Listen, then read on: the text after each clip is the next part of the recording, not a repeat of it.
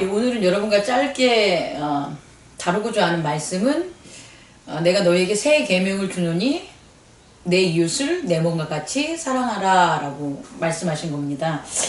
이 말씀은 요한복음 13장 34절에 나와 있어요. 새 계명을 너에게 주노니 서로 사랑하라. 내가 너희를 사랑한 것 같이 너희도 서로 사랑하라. 이렇게 기록되어 있습니다. 이 말씀을 이해하기 전에 우선 13장의 배경을 좀 살펴보면 13장에서는 예수님께서 성만찬이 나와요. 그들의 발을 닦이시고 이는 내 몸이니 너희들이 서로 나누라 그래서 떡을 떼고요. 이는 내 피니 너희들이 함께 이 피를 마셔라 해가지고 또 잔을 나누는 성만찬이 있어요. 이 말씀을 좀 보면서 제가 깨달은 것 중에 하나는 가룟 유다가 있잖아요. 가룟 유다가 이제 예수님을 배반하러 나가는데 가룟 유다도 이 성만찬에 함께 있었다는 거예요. 그러니까 예수님이 자신의 몸과 자신의 피를 나누는 것, 다시 말해 그가 우리에게 사랑을 준 거죠. 그가 하나님의 사랑, 구원을 줌에 있어서는 악인이나 선한 사람이나 가리지 않는다는 거예요. 즉 가룟 유다에게 그 할 수 있는 사랑은 다 줬다.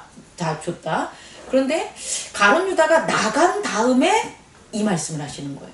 가룟 유다가 나간 다음에 예수님께서 그가 나간 후에 31절 예수께서 이르시되 지금 인자가 영광을 받았고 하나님도 인자로 말미암아 영광을 받으셨다. 현재 완료형으로 써 있는데 십자가에 가기 전이신데 이미 지금 그가 나간 다음에 예수님께서 하신 말씀이 인자가 영광을 받았다. 또 하나님께서도 영광을 받았다. 그러니까 하나님께서 영광을 받으시고 인자가 영광을 받는 것은 어떤 십자가 사건의 행위적인 그 결과 그 결과로 인해서 그 원인으로 인해서 이루어진 결과가 아니라 십자가는 어떤 일어나는 현상, 물론 그걸 무시하는 건 절대 아니에요. 십자가의 그 보혈 그리고 그에 대한 사랑은 이미 중요한 역할을 하고 있지만 가장 중요한 건 뭐냐면 그러한 십자가가 있기 전에 이미 내면에 작용해서 성령의 역사와 하나님의 나라에서 이루어지는 게 말씀의 실현이 먼저다. 그리고 그 말씀이 이루어지면 그것이 말씀이 이루어진 게 나타나는 것이 현상적인 일이다라는 것들에 대한 이해를 여러분들이 좀 하셨으면 좋겠습니다. 어쨌든요. 중요한 것은 이 세 계명을 줬는데 왜 요한복음에는 하나님을 사랑하라는 말씀이 없냐는 거예요. 사실 마태복음에서 보면 계명을 줬을 때 하나님을 사랑하고 내 이웃을 사랑하라 라는 이렇게 말씀을 주세요. 그런데 요한복음에서는 내 이웃을 내 몸같이 사랑하라 라는 그 말만 하시길랑요. 그럼 이게 차별이 있는 거냐? 그렇지 않습니다.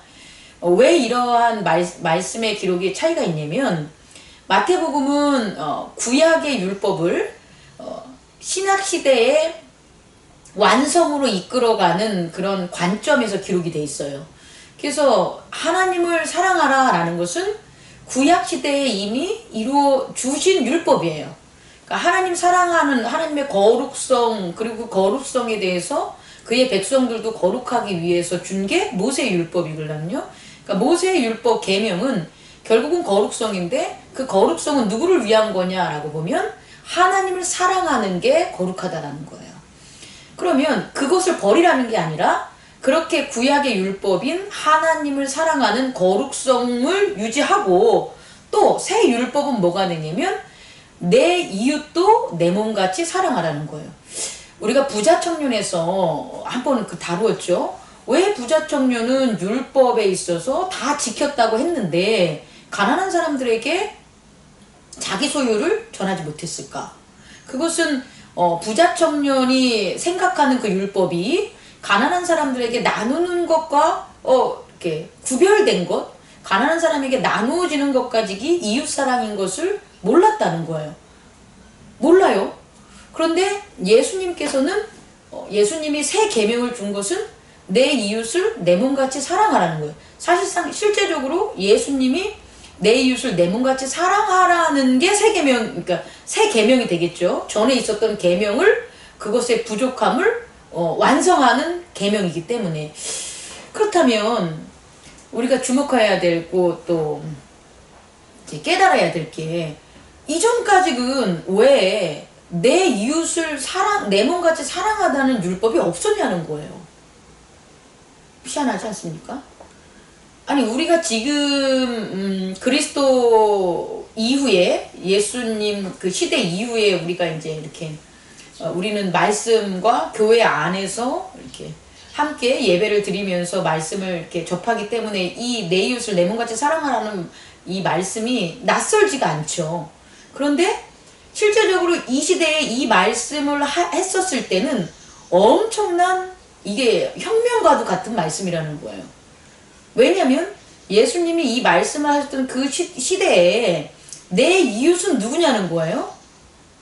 내 이웃은 이방인이라는 거예요. 내 이웃은 이스라엘 민족, 다시 말해서 하나님께서 모세의 율법으로 거룩하게 택함받은 그 백성이 아닌 그 백성의 여지파, 그 외에 있는 이방, 그 모든 사람들이 내 이웃이 되는 거예요.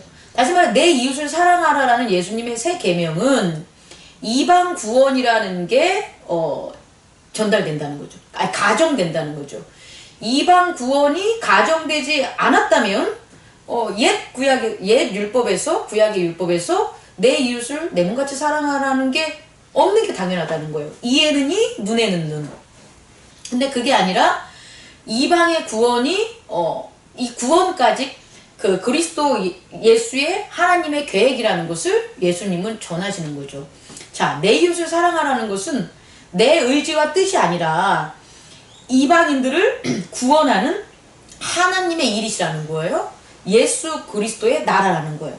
다시 말해 이방인들까지도 예수 그리스도의 나라, 킹덤 오브 갓, 하나님의 나라가 펼쳐져 있다라는 거예요. 이전까지는 안 그랬다는 거예요.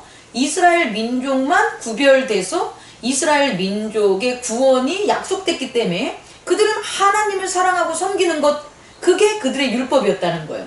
그런데 이방인들의 구원이, 예수님을 통한 이방인들의 구원이 이렇게 가정되어 있기 때문에, 예정되어 있기 때문에 그것은 확장될 것이고, 그러므로 율법은 당연히 새롭게 더 넓혀지고 완성되고 변화되어야 된다는 거죠.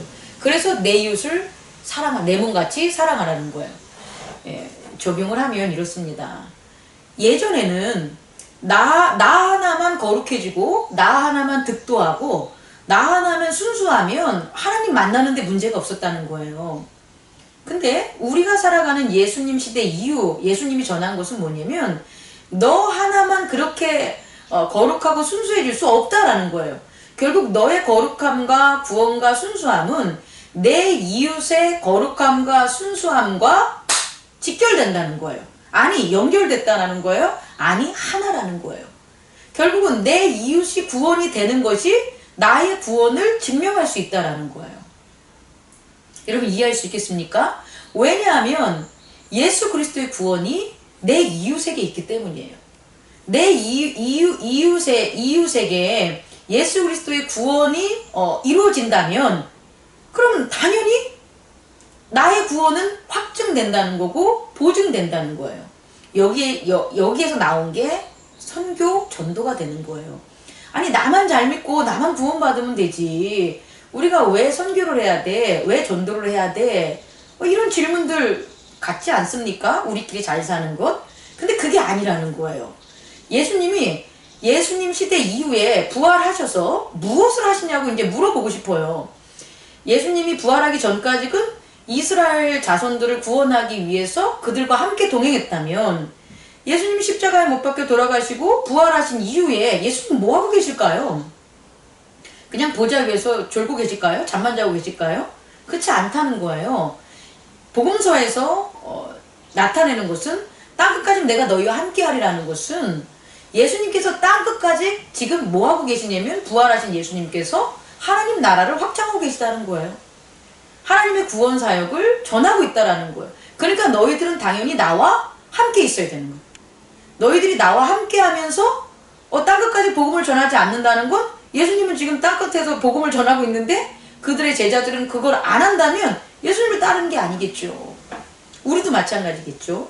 우리도 교회에서 목사님이 뭔가를 막 하고 계시는데 내가 다른 일을 하고 있어요.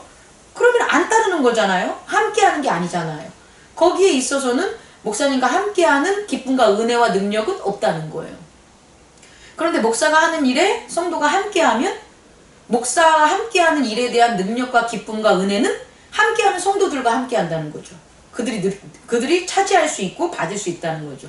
마찬가지로 이 시대에 우리가 예수 그리스도께서 부활하신 몸으로 우리의 이웃들을 위해서 지금 복음을 전하시는 일을 하시고 계신다는 거예요. 그 하시고 계시는데 우리가 따라가야 된다는 거예요. 선택의 여지가 없다는 거예요. 우리 또한 예수님을 따른다면 그분이 하시는 그 이웃을 구원하는 것에 우리도 동참해야 된다는 거죠. 그럼 우리가 예수님이 부활 이후에 하시는 그 구원 사역에 있어서 우리가 동참하는 것은 뭐냐라고 한단어로 하면 내 몸과 같이 내 이웃을 사랑하는 거예요. 거기에 예수 그리스도의 구원 사역이 있다고요. 아니, 좀 더 엄밀하게 말하면 예수 그리스도의 구원 사역이 이미 이루어지기 때문에 우리는 우리의 이웃을 사랑할 수 있는 거예요. 우리가 그 믿음과 그 말씀을 우리 안에 따르고 순종하려는 그와 같은 의지만 있다면, 그와 같은 깨달음만 있다면 그런 세상은 열릴 수 있다라는 거예요. 이것이 바로 예수님께서 우리에게 주신 새 계명에 대한 새 계명이 왜 그 새 계명이 있냐라는 것에 대한 이해적 설교였습니다. 감사합니다.